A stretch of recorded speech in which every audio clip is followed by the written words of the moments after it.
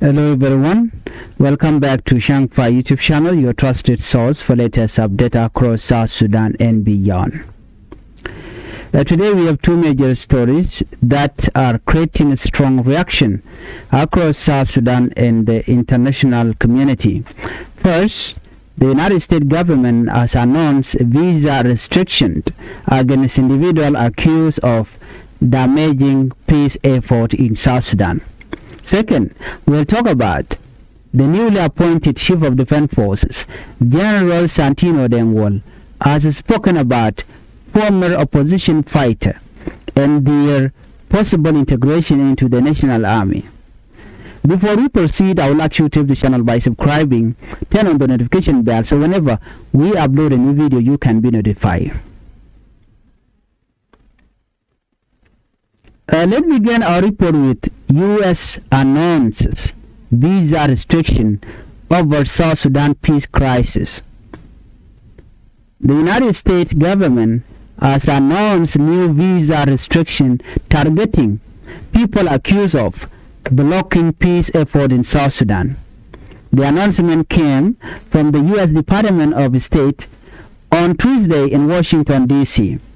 According to the statement, the United States believe that some leaders and officials in South Sudan are slowing down the implementation of the peace agreement signed in 2018.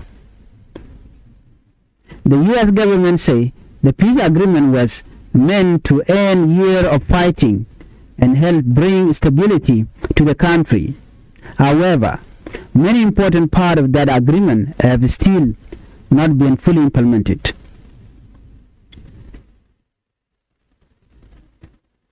The statement explained that South Sudan is now at risk of returning to a larger conflict if urgent action is not taken.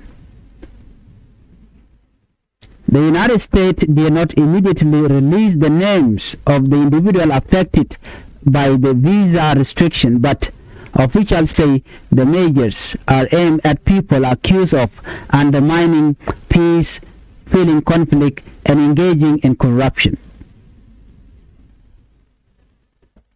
The U.S. government also spoke strongly about corruption in South Sudan.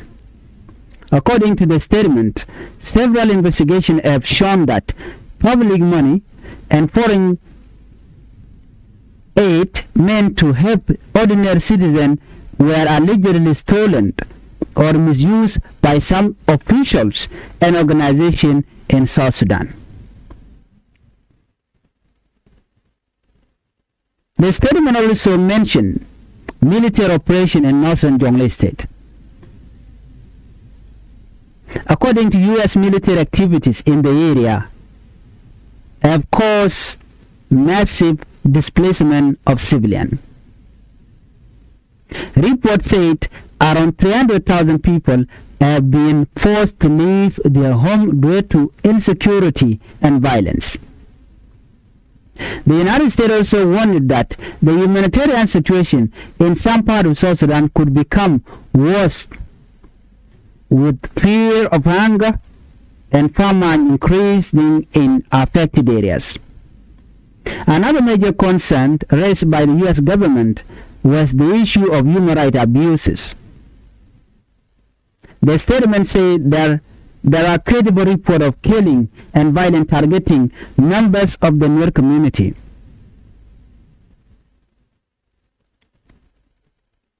These allegations are likely to increase political tension inside South Sudan because ethnic violence has been one of the biggest causes of conflict in the country for many years. The U.S. government said it will continue using different measures to push for accountability and peace in South Sudan. Officials also say they stand with the people of South Sudan who want peace, stability, development, and a better future for their families. Now let us take a closer look at what visa restriction really meant. Visa restrictions do not always mean economic sanction or arrest. In many cases, they stop certain individuals from entering the United States.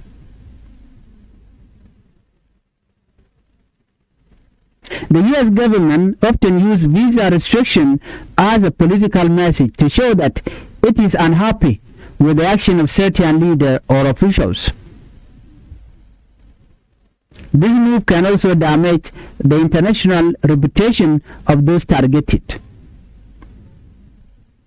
Many political observers believe this announcement is a warning from Washington that patience is running out regarding delay in the peace process. The announcement comes at a very sensitive time in South Sudan politics. Recently, there has been growing tension between the government and opposition group. There have also been concern about the detention of First Vice President Dr. Riek Machar and disagreement over change to the 2018 peace agreement. Critics say changing part of the agreement without including all parties could weaken trust and increase instability. The United States appear worried that political disagreement could eventually lead to more violence if leaders fail to find peaceful solution. Just a few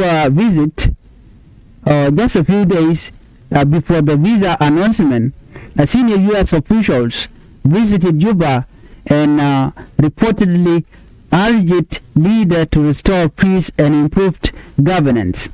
The visit showed that the United States is still closely following development in South Sudan. Many South Sudanese citizens are now reacting differently to the announcement.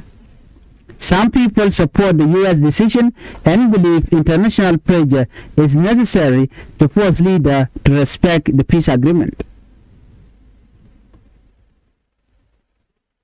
However, others believe foreign countries should allow South Sudanese leaders to solve their own problem internally without outside interference. Social media discussions have become very active since the announcement.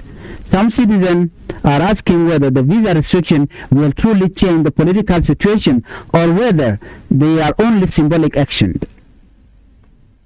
Others are worried that increasing international pressure could create even more political division.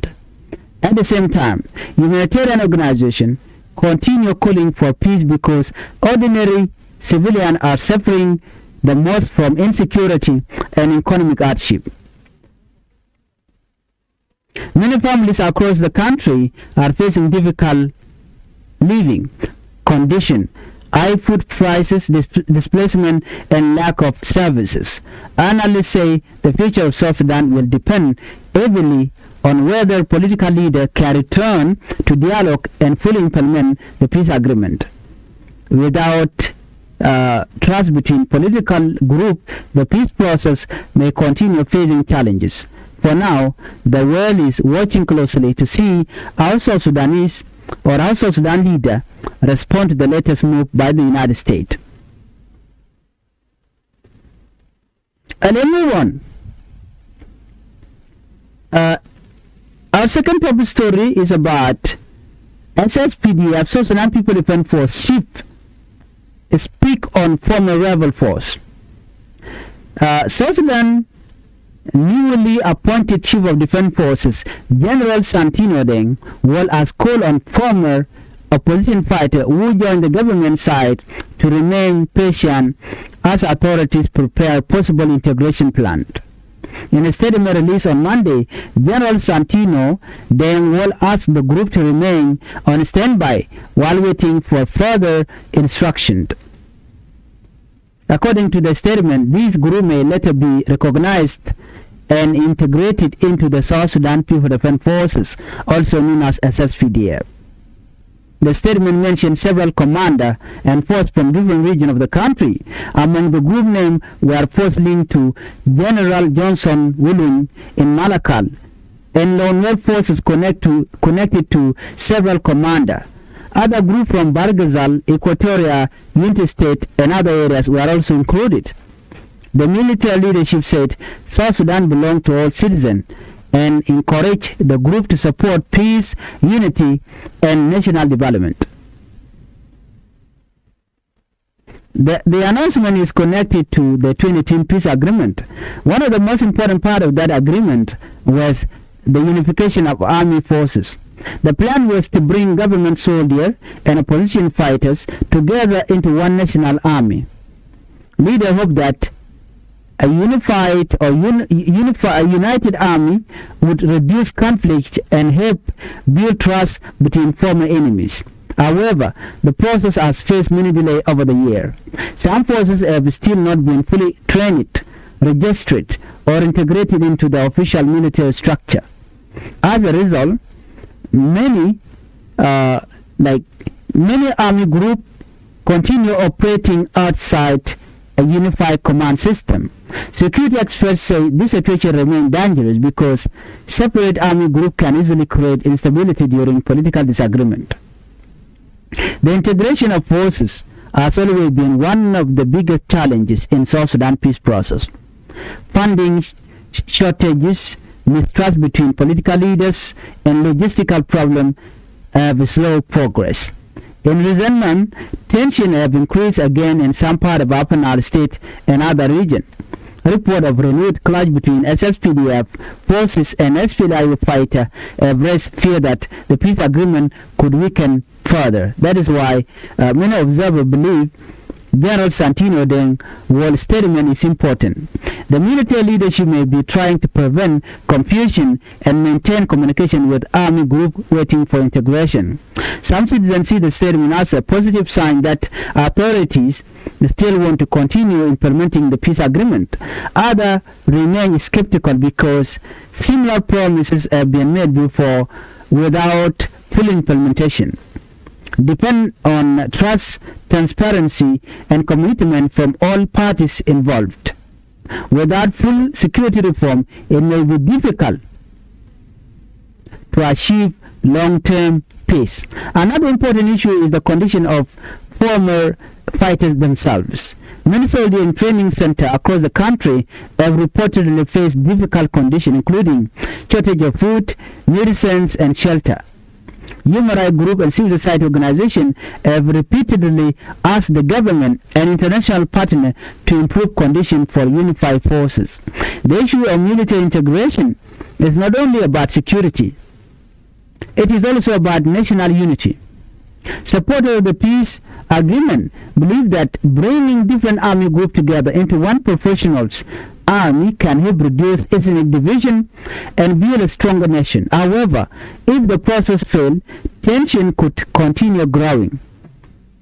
This is why many citizens are paying close attention to every statement coming from military and political leaders.